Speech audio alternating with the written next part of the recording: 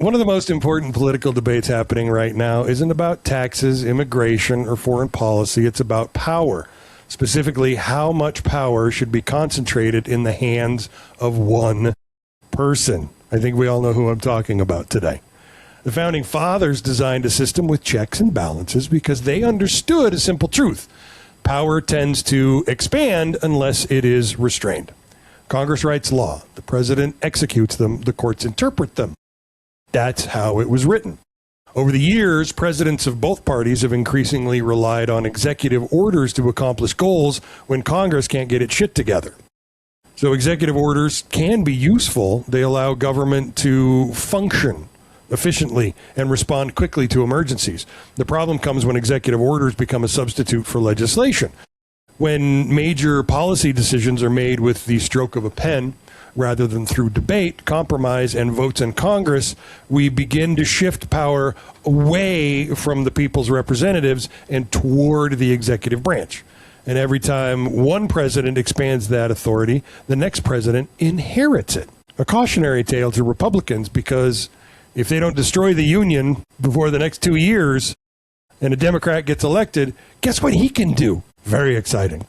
And the same concern applies to one of the most sweeping powers a president possesses the pardon and commutation power. The Constitution gives presidents the authority to grant mercy. Sometimes it's a good thing. History's filled with examples of people who were unfairly prosecuted, excessively punished, or deserving of a second chance.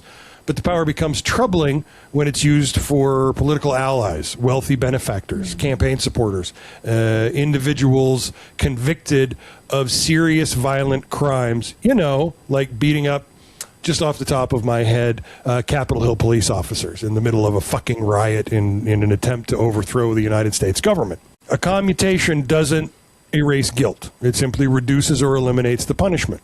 When a violent offender has their sentence cut short, victims and their families are often left asking whether justice was truly served. And public confidence in the legal system can be shaken when punishment appears to depend not on the crime committed, but on access, influence, and connections. And the danger becomes even greater when wealthy individuals or political insiders appear to receive special treatment. Whether or not corruption actually exists in the perception of favoritism can be just as damaging as when we've seen recently that corruption absolutely does exist. Citizens begin to wonder if there is a two-layered system of justice, one for folks like us and another for folks with money, fame, or political connections. And it isn't necessarily a partisan issue. Republicans should be concerned when a Republican president expands executive authority.